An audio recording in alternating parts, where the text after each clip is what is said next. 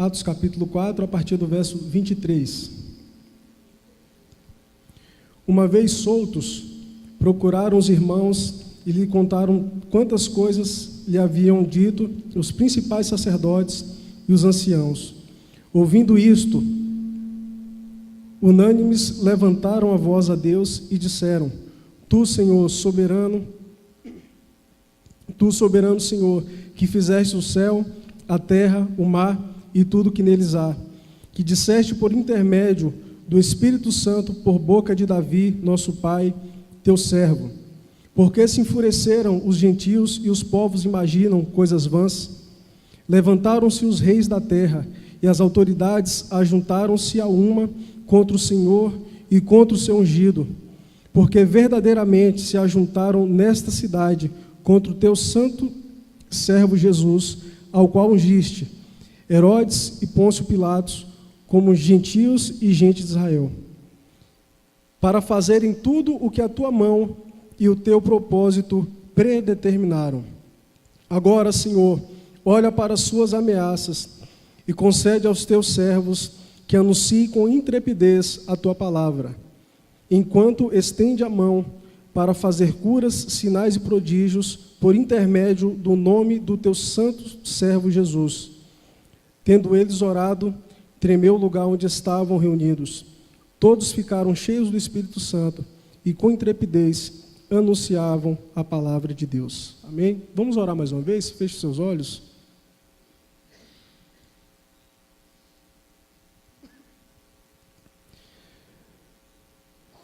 Deus, estamos diante da tua santa palavra e o nosso pedido, Deus, é para que o Senhor fale conosco essa noite. Que a minha imperfeição, Deus, que a minha incapacidade não seja empecilho para que o Senhor comunique a tua verdade a cada um aqui essa noite. Que possamos sair daqui, Deus, edificados, confrontados pela tua palavra e que ela venha se converter em vida em cada um de nós. Em nome de Jesus. Amém. Irmãos, em 2012, eu estava morando em Salvador, havia terminado a faculdade, e eu fui convidado eu sempre falo minha igreja, porque foi a igreja onde a gente cresce, a gente chama minha igreja, né? Apesar de pastor não ter mais igreja depois, a gente fica com a referência. Mas fui chamado para voltar para a igreja de João Dourado, para auxiliar o meu pastor em várias atividades da igreja, e também para assumir como professor na escola onde eu estudei, o ensino fundamental, desde criança, foi por ali que eu me formei. Chegando lá, comecei a me inteirar das minhas atividades e me responsabilizaram também pelo culto da escola. Então, eu fazia essa parte também de capelania. E, irmãos, como as coisas mudaram. Na minha época, quando eu estudava nesse mesmo colégio que eu fui chamado para dar aula, a gente tinha toda quarta-feira um culto com todos os alunos da escola. Obrigadão, Diego. Com todos os alunos da escola. E nós éramos obrigados a participar daquele momento. Então, não importava se a criança ali, o pai era ateu, católico, espírita, todas as crianças que estudavam naquele colégio presbiteriano, confessional, eram obrigados a participar do momento do culto. E quando eu chego, a primeira vez que eu fui iniciar o culto com os adolescentes, eu vi um grupo muito grande, afastado, sentado fora do pátio onde a gente fazia o culto, e eu fui conversar com a diretora. Eu falei: diretora, fala com alguém para falar com aqueles meninos que o culto vai começar. Ela falou: não, Neila, é porque os pais deles não são crentes e eles não são obrigados a participar desse momento. Eu falei: não, mas tem filho de crente ali também. Ele falou: não, nem eles a gente é obrigado a participar. Os que a gente tem mais intimidade. Aí eu falei: não, vou lá. Aí conversei, falei: ó, fulano, filho de crente. Se não for agora, vou conversar com o pai e tal. Aí uns 5 levantaram, foram. Outros falaram que não iriam. Eu falei: ok, a gente conversa depois. Mas, irmãos, como as coisas têm mudado. Hoje, escolas confessionais têm dificuldade em implementar a sua visão de passar determinados valores, porque parece que o cerco vai fechando, e antigamente se via muitos pastores pregando em praça pública. Hoje você corre um risco muito grande de estar ali e falar uma besteira não, de falar algo bíblico e não ser aceito. Infelizmente isso acontece até dentro da igreja. Muitos pastores evitam tocar em determinados pecados que acontecem dentro da igreja, para membros não se sentirem ofendidos. Pessoas que vivem uma prática de vida cristã completamente contrária à palavra de Deus, mas se ofendem quando são confrontados. Irmãos, se a gente ofende a palavra de Deus com a nossa vida, a palavra de Deus precisa nos ofender, ela precisa nos atacar, ela precisa nos confrontar. Quantas resoluções estão sendo tomadas na área da psicologia? Deolane está aqui, sabe disso. Coisas que foram determinadas aí que você não pode falar. É claro que a gente não vai usar o consultório para evangelizar, não é isso que eu estou falando, irmãos. Mas nós sabemos como a política, como as leis vão sendo aprovadas, e isso vai apertando o cerco, e como a igreja começa a ficar cada vez mais encurralada dentro da sua missão. Ela não pode falar o que quer, mas deve. Diante do mundo ela é proibida de determinadas posturas. Irmãos, tem caso de igreja sendo processada porque um membro estava em pecado e a liderança da igreja chamou e disciplinou. Acredita num negócio desse? E a pergunta é, o que é que a gente vai fazer? O que é que a gente vai fazer? Porque a gente percebe que o cerco vai apertando. A gente costuma dizer que não existe uma perseguição ao evangelho, ao cristianismo no Brasil, mas a gente sabe que existe. Não é uma perseguição física, mas é ideológica. A gente percebe que pessoas que se portam como verdadeiros cristãos, eles começam a ser podados da sociedade. E Lucas, quando ele escreve essa carta, a gente precisa entender que Lucas, o evangelista, ele escreveu o Evangelho de Lucas e Atos, que é o mesmo livro. O livro foi dividido, mas eles fazem parte do mesmo livro, é o mesmo autor. Lucas e Atos foi escrito por volta do ano 63, 64. E o propósito dessa carta foi, quando a gente começa a ler, percebe o diálogo dele com um amigo seu, Teófilo, que era um procônsul romano. E a gente não sabe dizer se Teófilo era crente ou se ele estava sendo evangelizado por Paulo. Mas a gente percebe a preocupação do apóstolo Paulo. Gente, Paulo escreveu tanta carta que a gente, na hora de falar, repete ele sem ser. Lucas escreveu isso com o propósito de ou converter Teófilo ou fortalecer a sua fé. E Atos é um livro interessante porque ele faz esse elo entre o Evangelho e as cartas.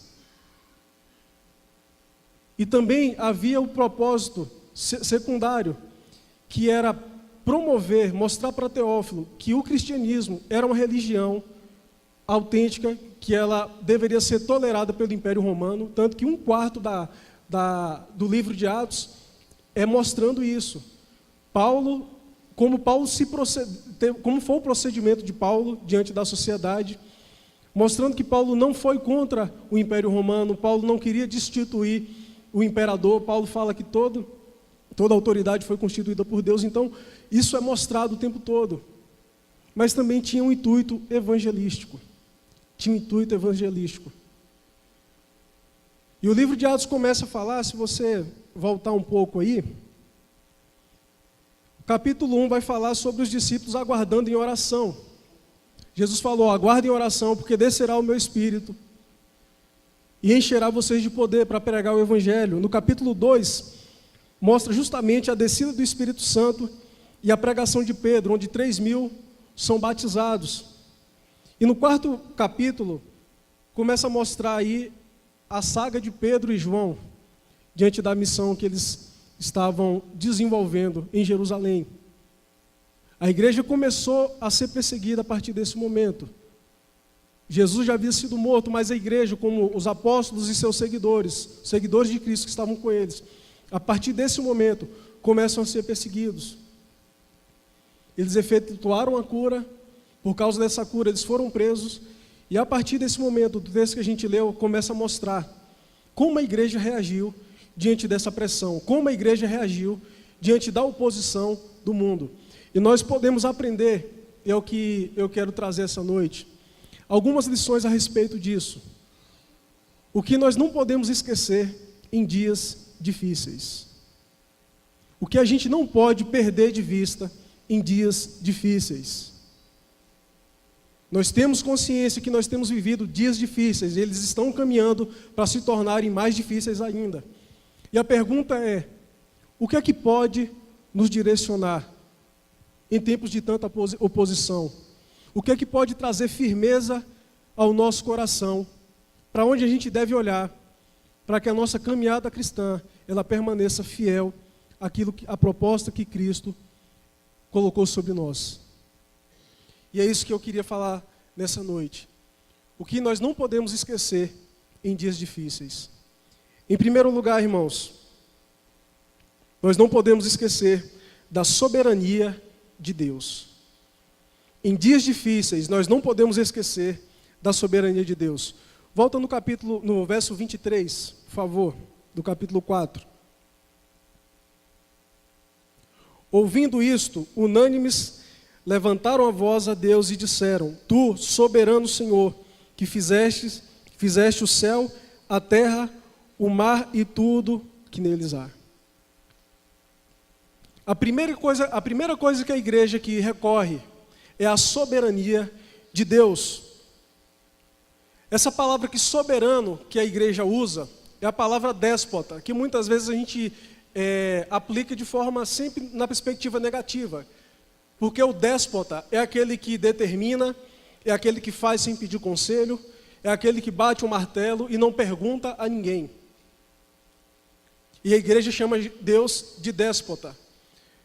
Mas o déspota ele pode ser tanto um governante bom como ruim. Mas a gente sabe que eles estão colocando aqui a responsabilidade daquela situação diante de Deus. Está falando assim: Deus, Tu és o soberano. E eles recorrem aqui ao caráter de Deus como um Deus criador. No verso 24: Tu, soberano Senhor, que fizeste o céu, a terra, o mar e tudo que neles há. Essa oração, irmãos, é uma oração tipicamente judaica. Um judeu, quando ele orar, ele se referia a Deus como Deus criador de todas as coisas.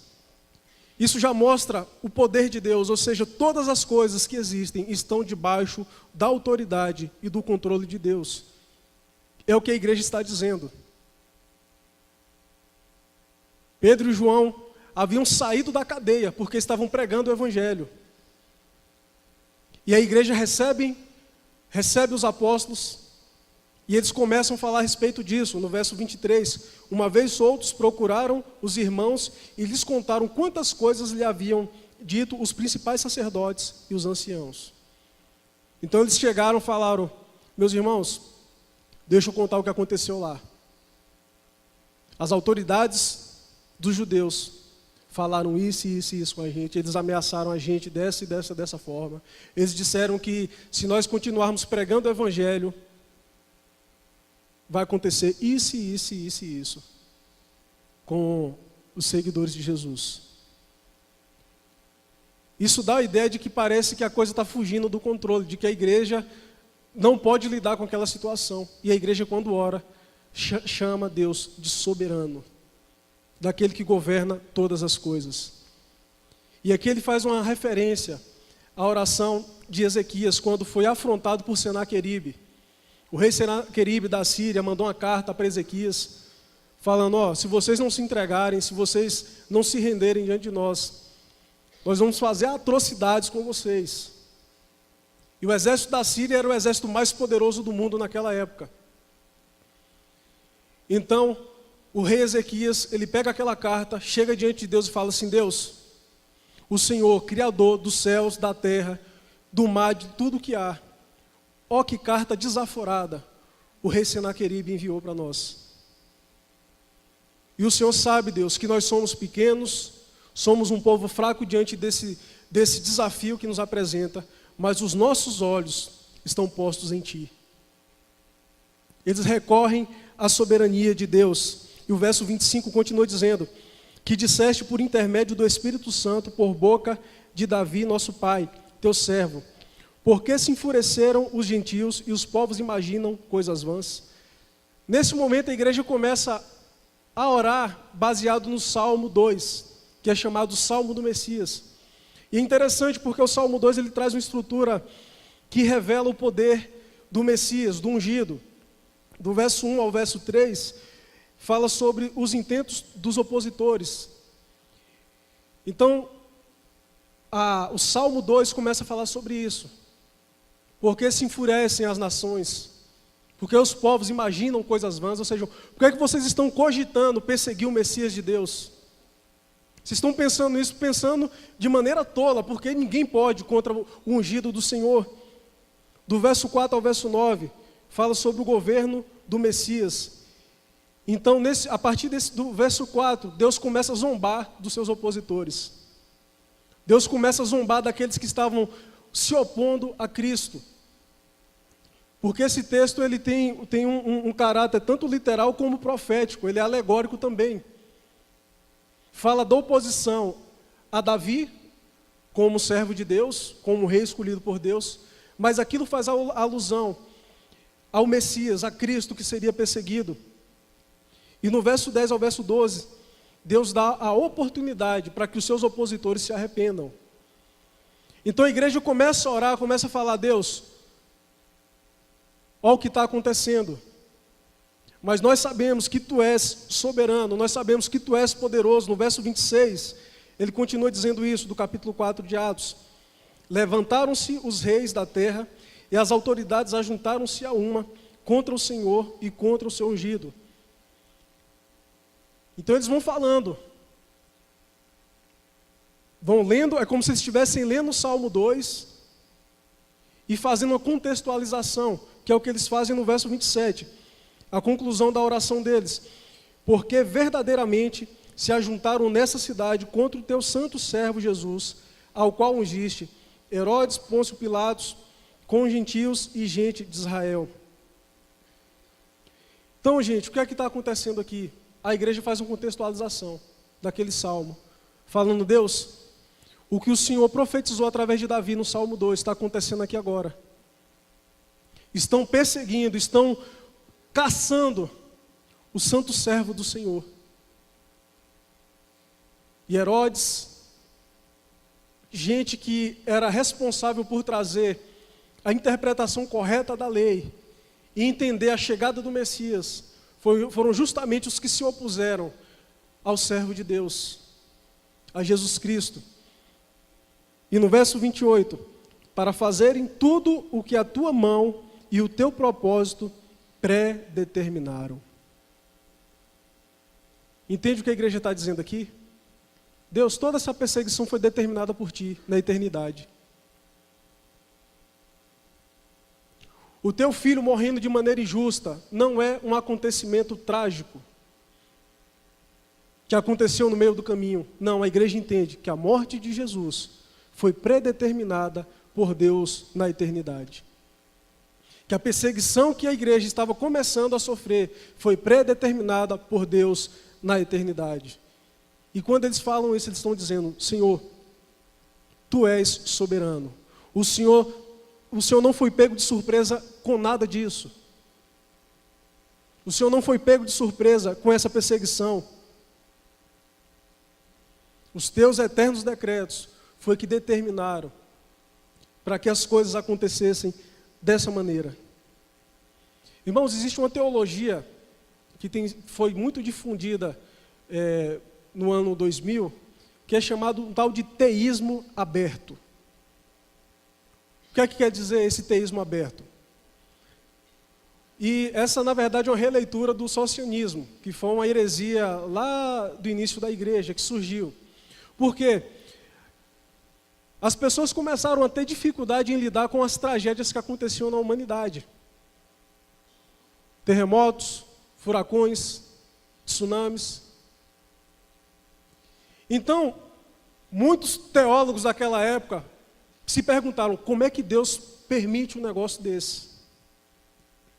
Como é que Deus permite tanta peste acontecer? Como é que Deus permite um vulcão entrar em erupção e matar toda uma cidade? Deus é bondoso. Então eles chegaram à falsa conclusão de que Deus não conhecia o futuro. Isso é o teísmo aberto. Que o futuro está em aberto. E o que Deus faz é intervir no que acontece. Então é uma forma de mostrar que Deus é bondoso, é amoroso, mas quando uma teologia faz isso, ela está tirando da mão de Deus a autoridade de governar todas as coisas. Irmãos, e isso é uma falsa teologia, ela nem tem lógica.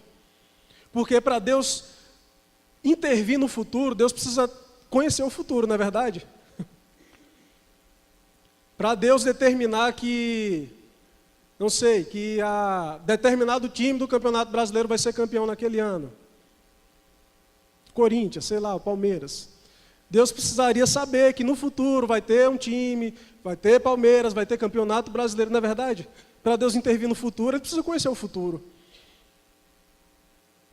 E muitas vezes a gente se pega perguntando, né, por que é que Deus está permitindo isso?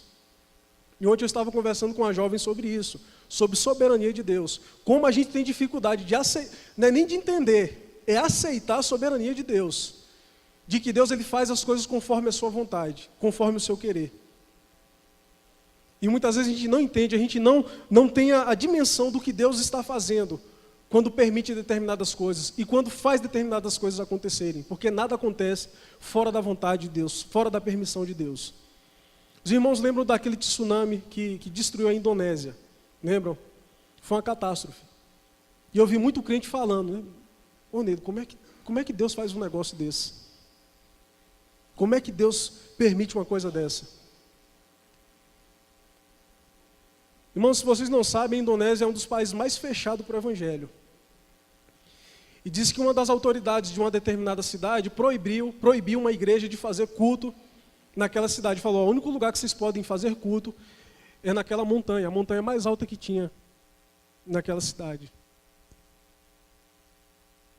E disse que quando veio o tsunami, que devastou a cidade, a igreja estava naquela montanha em oração.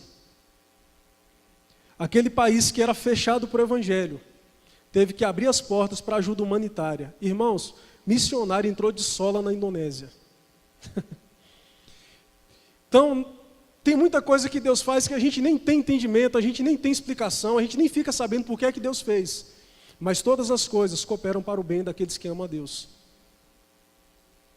Então, irmãos, em dias difíceis, em tempo de tribulação, se apegue a uma verdade: Deus é soberano. Deus é soberano sobre a doença que a tua família tem enfrentado. Deus é soberano sobre a situação que a igreja tem enfrentado. Deus é soberano sobre a situação financeira que você tem passado. Deus é soberano sobre tudo aquilo que você julga estar sem o controle de Deus. Deus é soberano sobre todas as coisas.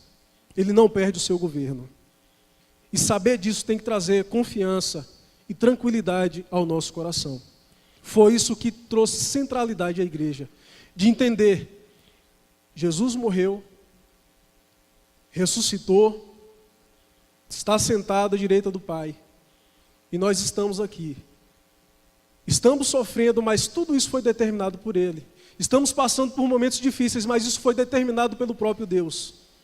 E Jesus nunca escondeu. Jesus falava, vocês vão ser perseguidos. Segurem o tranco, porque o que eles vão fazer comigo, eles vão fazer com vocês também. E os 3 primeiros séculos da igreja primitiva foi de extrema violência contra os crentes. Mas quanto mais crente morria, mais crente aparecia. E a igreja entendia uma coisa: Deus é soberano. Estou passando por dificuldades, Deus é soberano. Estou aflito, estou sem saber como vai ser o dia de amanhã, Deus é soberano. Eu não tenho um pingo de esperança na política do Brasil, Deus é soberano. Deus não abandona o seu povo. Então, irmãos, em dias difíceis, nós precisamos lembrar da soberania de Deus. Amém? Em segundo lugar, em tempos difíceis, nós precisamos lembrar da glória de Cristo. A partir do verso 29, eu queria que vocês acompanhassem. Agora, Senhor, olha para as suas ameaças e concede aos teus servos que anunciem com toda intrepidez a tua palavra. Eu acho incrível a oração dessa igreja. Uma igreja que estava sendo ameaçada, recebeu o recado pelos seus apóstolos, falando, estão dizendo que a coisa vai apertar para a gente. Estão dizendo que vão matar, vão jogar na cadeia. Que oração você faria diante disso? Se a gente falasse assim, a gente vai evangelizar determinado bairro de Anápolis. Chegando lá, a primeira coisa que acontece é o traficante da área falar, não quero ninguém aqui, volta todo mundo, não apareçam aqui porque eu vou matar vocês. Aqui eu não aceito crente nesse lugar. Qual seria a nossa postura? Eu acho que Deus fechou as portas, né? Vamos escolher um outro bairro. Vamos lá no Anápolis City evangelizar lá. Ou então a gente ia pedir, Deus, mata esses traficantes, Deus. Mata os teus opositores. Né? Deus não manda orar pelos inimigos, então, né? Qual seria a nossa oração? Gente, a igreja não pede proteção, a igreja não pede para ser redirecionada para outro lugar mais aberto. A igreja pede o quê? Intrepidez para continuar pregando o evangelho. Havia uma diferença na igreja primitiva, irmãos. Eles tinham consciência de que a perseguição fazia parte do plano. E quando a gente começa a ser perseguido no trabalho, porque a gente está dando um bom testemunho, a gente começa a perguntar, Deus, mas eu estou fazendo tudo certo, Deus. Por que as coisas estão acontecendo dessa maneira? A gente esquece o que é que Jesus fala na Bíblia. Ele falou, meu filho, você esqueceu, eu falei que ia ser assim mesmo. Vocês iam perder emprego por causa disso. Eu tenho um colega que ficou desempregado essa semana, porque se recusou a fazer algo errado dentro da empresa. O patrão demitiu. Sabe por quê? Porque estava preocupado com a glória de Cristo. Aquela igreja, ela pede intrepidez para continuar pregando o Evangelho. Irmãos, quando a gente prega o Evangelho, a glória de Cristo é que está sendo colocada diante dos homens. Nós precisamos entender isso, que é por meio da pregação do Evangelho. Volta no capítulo 3, para a gente poder entender o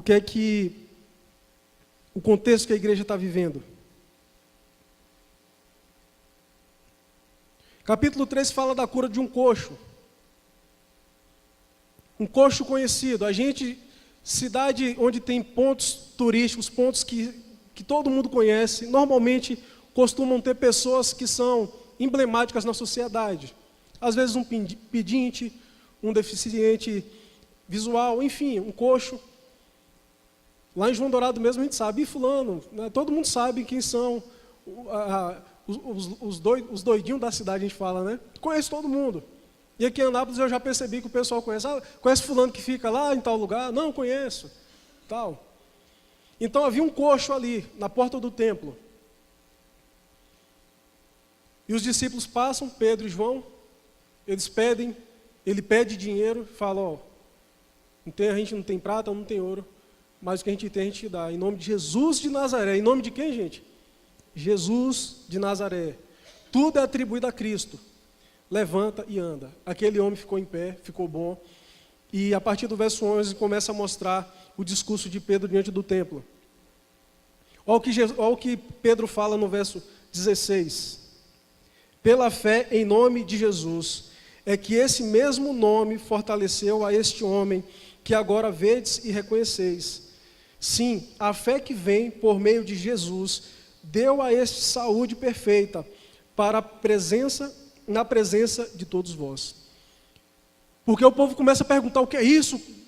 Como é que vocês fazem um negócio desse? O cara está andando. A gente conhece o homem há tantos anos. E eles falam o quê? Cristo. O nome de Jesus, o poder de Jesus, foi que fez esse homem levantar. A preocupação da igreja não é com a cura em si, é com a glorificação do nome de Jesus. E aí no capítulo 4, João e Pedro são presos. E aí começa a descrever, a liderança dos judeus pegam aqueles discípulos, colocam na cadeia e começam a interrogar. Verso 8, olha o que é que diz no capítulo 4. Então Pedro, cheio do Espírito Santo, disse: autoridades do povo e anciãos, visto que hoje somos interrogados a propósito do benefício feito a um homem enfermo e do modo por que foi curado. Então eles começam a confrontar, falam: vocês estão chamando a gente aqui, interrogando, vocês nos prenderam, porque a gente fez o bem. Nós não roubamos ninguém, não falamos mal de ninguém, nós curamos um homem e falamos que aquele homem foi curado por meio de Cristo. Vocês estão nos prendendo por causa disso? Verso 12. E não há salvação em nenhum outro. Então começa a falar, pregar para os líderes dos judeus, com os teólogos da época. Não há salvação em outro. Cristo deve ser glorificado porque não há outro que possa salvar. Não há outro que possa nos redimir. Verso 14. Vendo com eles o homem que fora curado, nada tinha que dizer em contrário. Ou seja, a liderança falou: rapaz, realmente, o homem está curado, a gente vai falar o quê? De fato, o homem está curado. Verso 15. E mandando sair do sinédrio, consultavam entre si, dizendo: que faremos com estes homens? Pois na verdade é manifesto a todos os habitantes de Jerusalém que um sinal notório foi feito por eles, e não a podemos negar. Eles tiram Pedro e João diante deles e começam a conversar. Falam: o que é que a gente vai fazer? O que é que a gente vai fazer? Porque o homem foi curado. E o que a gente precisa entender, irmãos, é que todo líder judaico, todo conhecedor da lei, todo o escriba, todo fariseu, eles tinham conhecimento, irmãos, por causa das profecias que eles tão bem conheciam, que o Messias, que o Filho de Deus, que eles tanto esperavam, trariam manifestação de poder, que o ministério do Messias seria validado pelas curas, pela libertação, pela sua autoridade. Lembram aquele homem que foi curado, aquele homem cego? E aí vão interrogar aquele homem: quem te curou? Ele falou: quem curou não sei, eu só sei que Deus não ouve pecador. Então, esse homem que orou por mim e me fez enxergar é um homem que conhece a Deus. Então, irmãos, aqueles homens tinham plena consciência, pelo conhecimento teológico deles, de que aquela cura havia sido feita por Deus, que só Deus poderia fazer aquilo. Porém, eles rejeitaram a Cristo como Messias.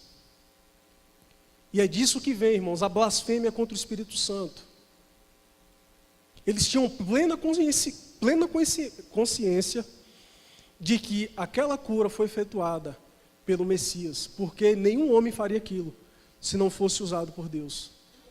E eles atribuíam aquilo muitas vezes a demônios, sabendo que não eram demônios. Eles rejeitaram o Messias.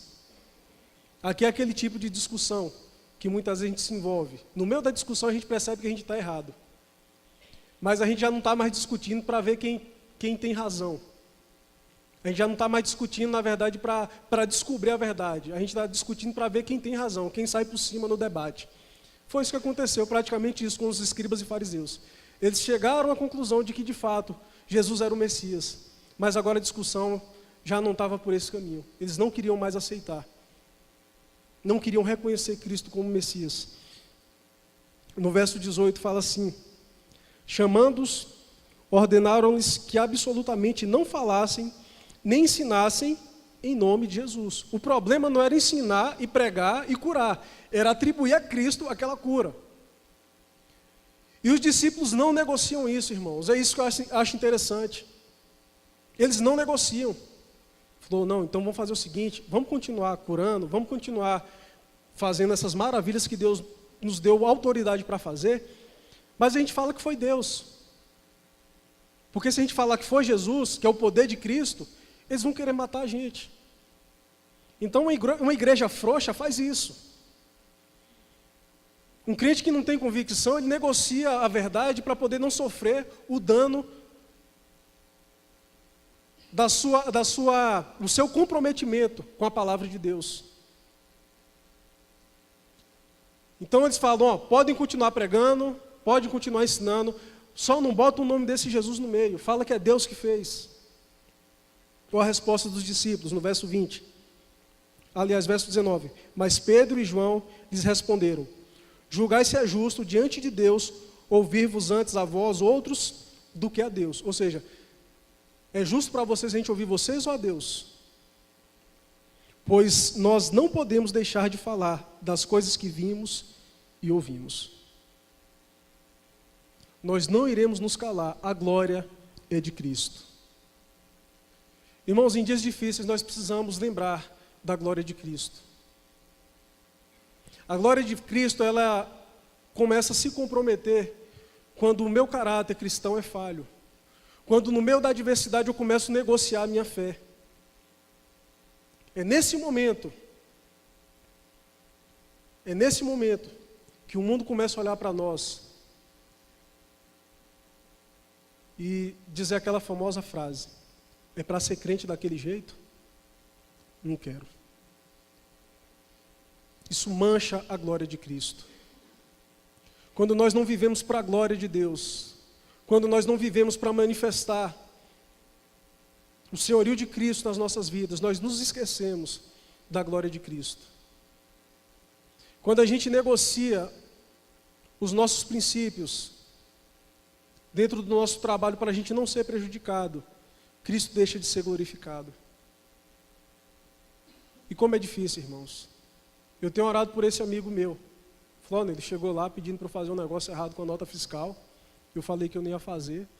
2 dias depois ele me demitiu. Mas uma pessoa que não se segura na soberania de Deus e que não se importa com a glória de Cristo, ele negocia a sua fé.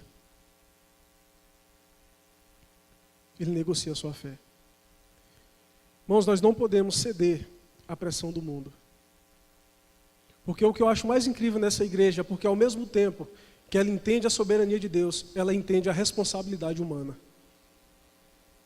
Ao mesmo tempo que a igreja declara que Deus é soberano, que Deus controla todas as coisas, crendo na soberania de Deus, eles poderiam falar o seguinte: gente, vamos ficar quieto? Vamos deixar esse negócio quieto? Vamos viver de forma correta, crente e tal. Mas a partir do momento que começar a ameaçar a nossa vida, a nossa família, a gente cede. Porque se Deus é soberano, Deus vai dar um jeito. Se Deus de fato é soberano, Deus vai fazer aquilo que a gente não está fazendo. Não, aquela igreja entende a soberania de Deus, mas entende também a sua responsabilidade de glorificar o nome de Jesus. Então, irmãos, em dias difíceis, nós precisamos lembrar da glória de Cristo. Que Cristo precisa ser glorificado através das nossas vidas, apesar das nossas dificuldades, apesar das circunstâncias que nos apresentam. Quando a palavra de Deus é pregada, Cristo tem que ser o centro da palavra. É interessante porque tem muito sermão, irmãos, que não fala de Cristo. Tem muito sermão que você ouve, e Cristo não é glorificado naquele sermão. E muitas vezes eu me peguei fazendo sermão, quando eu olhei, eu falei: opa, cadê Cristo nesse sermão? Gente, eu tive que mudar o sermão todo, não tinha nada a ver. A glória é de Cristo, nós somos salvos por conta do amor de Deus por nós, que mandou o seu Filho, que morreu por nós. E a obra de Cristo precisa ser pronunciada, precisa ser declarada pela igreja dele. Quando você abre a sua boca, no seu trabalho, no meio da tua família, e você testemunha do que Cristo tem feito na tua vida, você tem glorificado a Deus, você tem glorificado a Cristo. Então, irmãos, em dias difíceis, nós não podemos esquecer da soberania de Deus e nem da glória de Cristo. Amém? Em terceiro e último lugar, em tempos difíceis, nós não podemos esquecer do poder do Espírito. Em tempos difíceis, nós não podemos nos esquecer do poder do Espírito. No final do verso 30, Lucas, a igreja concluindo a respeito da glória de Cristo, fala: enquanto estendes a mão para fazer curas, sinais e prodígios por intermédio do nome do teu santo servo Jesus. Ou seja, a gente vai continuar fazendo as mesmas coisas, mas dando a glória a quem é devido. Mas agora a igreja vai lembrar de algo importante, porque eles recorreram a Deus. E eles estão aqui se apegando ao poder do Espírito. Olha o que acontece, olha a resposta de oração. Verso 31. Tendo eles orado, tremeu o lugar onde estavam reunidos. Todos ficaram cheios do Espírito. E olha o que é que eles fizeram, irmãos. Com intrepidez anunciavam a palavra de Deus. Eles ficaram cheios do Espírito, não saiu rodando igual o peão dentro da igreja. Eles não ficaram cheios do Espírito, começaram a ter toda uma performance espalhafatosa. Eles ficaram cheios do Espírito Santo e saíram dali com intrepidez para pregar o Evangelho. Nós queremos muitas vezes atribuir o fervor do Espírito de uma igreja com a sua liturgia. Que uma igreja cheia do Espírito é aquela igreja que o povo pula no meio do louvor, E aí quando a gente entra na igreja, que a gente vê os irmãos cantando o hino do início até o fim, fala, que igreja fria. Não, irmãos. Uma igreja calorosa, que tem o poder do Espírito, ela prega o Evangelho com autoridade. Ela vive com autoridade. A gente costuma falar dos avivamentos, os grandes avivamentos da igreja. John Knox, Jonathan Edwards. E é a nossa referência. Inclusive para nós, reformados e pentecostais. Só que muita gente esquece que essas igrejas que passaram por grandes avivamentos, muitas delas, eram cantados só hinos, quer dizer, todas elas cantavam só hinos. Muitas vezes o sermão era lido, não era pregado como eu estou aqui não, lido com um lampião na mão e o povo sentado ouvindo. Mas quando o povo levantava e saía, existia vida naquele povo, existia comprometimento com o povo. Irmãos, não adianta a gente querer ter uma liturgia animada se o nosso coração é frio para com o Senhor durante a semana. Se a gente não proclama o Evangelho durante a semana. Isso acontece quando falta o poder de Deus em nós. E a igreja pede Deus intrepidez para continuar pregando o Evangelho. E é interessante porque acontece aqui a mesma coisa que aconteceu em Pentecostes. O Espírito Santo vem como resposta de oração. Então aquele povo ora, assim como foi em Pentecostes. E aquilo é uma resposta de oração. O Espírito enche o que estão presentes. Comprometimento de quem está realmente interessado. Todos proclamavam as maravilhas e a palavra de Deus. Todos. Irmãos, volta aí. Verso 31. Tendo eles orado, tremeu o lugar onde estavam reunidos. Todos ficaram cheios do Espírito Santo.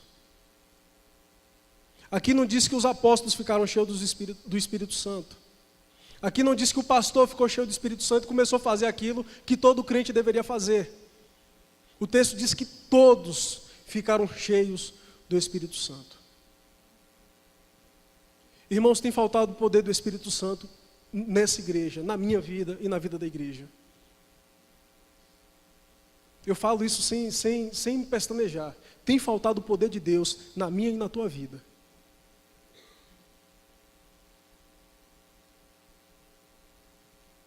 Uma igreja que tem poder de Deus, ela proclama o Evangelho com intrepidez. Gente, sabe o pessoal que trabalha com essas empresas de marketing multinível, pirâmide e tal? É engraçado, porque assim, muitas vezes já começa, todo mundo que ele enxerga um potencial para estar com ele, está certo, está trabalhando, tem que correr atrás mesmo, eu incentivo. Mas olha, todo mundo pode ser um líder em potencial, todo mundo eu posso alcançar, convencê-lo de entrar para a minha equipe e tornar alguém que também forma equipe. Essa devia ser a visão de todo crente. De olhar e falar assim, rapaz, aquele cara tem potencial. Aquela menina tem potencial, aquela mulher tem potencial. investir, evangelizar e orar, e se dedicar, e se colocar diante de Deus, pedindo: Senhor, converte o meu irmão, Senhor, converte os meus tios, converte os meus colegas de trabalho, de faculdade. Deus me usa para ser bênção. Pai, tira essa timidez,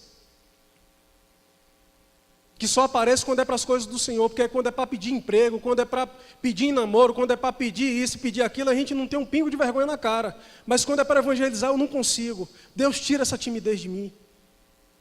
Me faz pregar o evangelho com autoridade, com poder. E a igreja pede, e Deus dá. Se esse for de fato o nosso interesse, irmãos, Deus vai derramar o poder do Espírito Santo, que já habita em nós, e nos fará transbordar no Espírito. A semana passada, um grupo se comprometeu em orar durante a semana toda aqui na igreja, às 5 horas da manhã. E foi algo que não foi anunciado para a igreja de propósito. E a oração de toda semana é: Deus, muda a igreja do Setor Sul. Pai, traz revolução na nossa vida. Traz algo diferente no nosso meio. Desperta, Deus, aqueles que vivem aquela vida xoxa cristã, que não produz, que não faz nada, que vive no meio do pecado e não está nem aí. Deus, santifica o teu povo, santifica a tua igreja.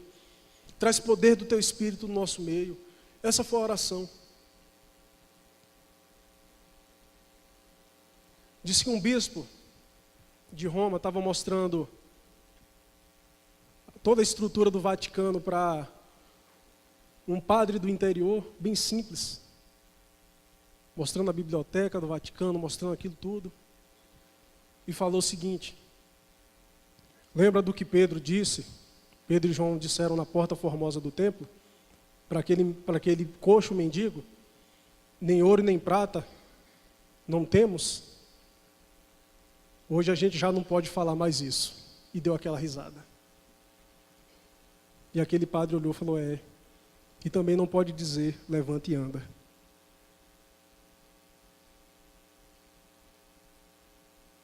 Perdemos o poder do Espírito por falta de comprometimento.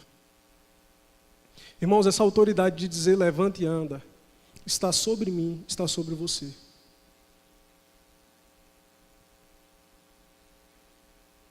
O Espírito Santo nos capacitou para fazer isso. Jesus falou: aqueles que crerem em mim farão obras maiores do que eu tenho feito aqui. Não a obra da salvação, mas vocês vão curar muito mais gente do que eu curei.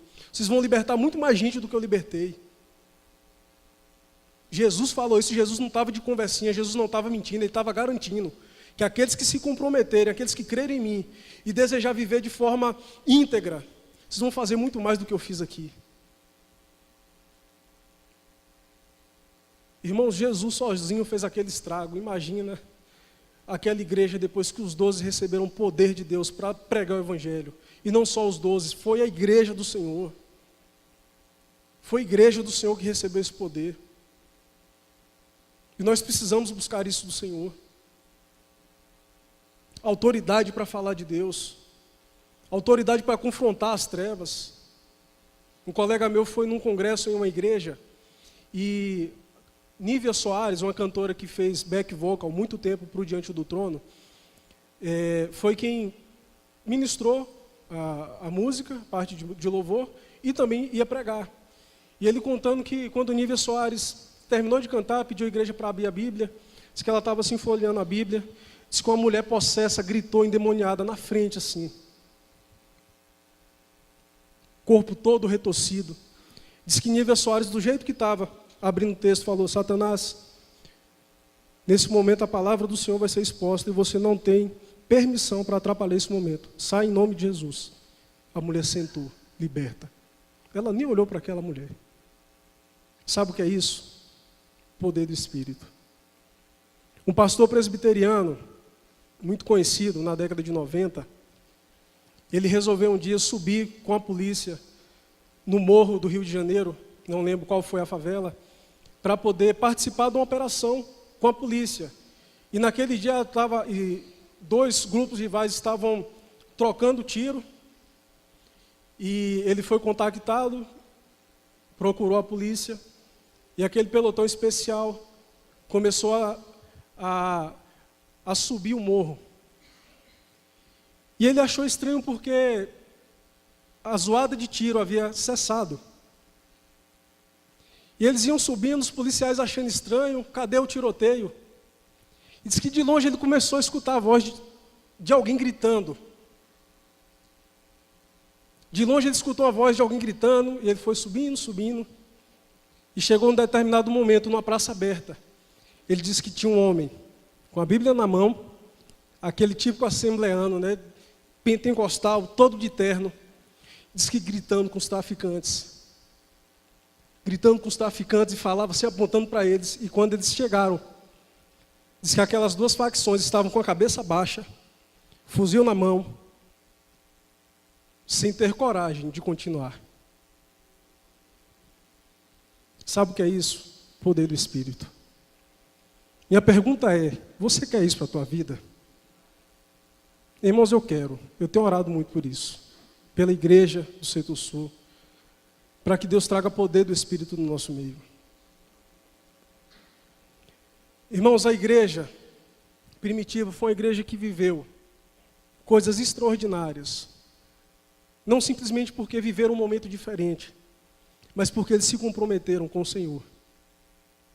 E se nós não temos vivido a mesma coisa, se a minha vida e a tua vida não tem sido instrumento de Deus para libertar pessoas endemoniadas, para pregar com autoridade, para arrancar o pecador do inferno, é porque tem faltado o poder de Deus na nossa vida, simplesmente. E nós precisamos nos arrepender e buscar diante de Deus o poder do Espírito. Precisamos lembrar que Deus é soberano, que Deus governa todas as coisas. Precisamos nos assegurar e zelar pela glória de Cristo e buscar o poder de Deus, porque é através do poder de Deus que o nome de Jesus é glorificado.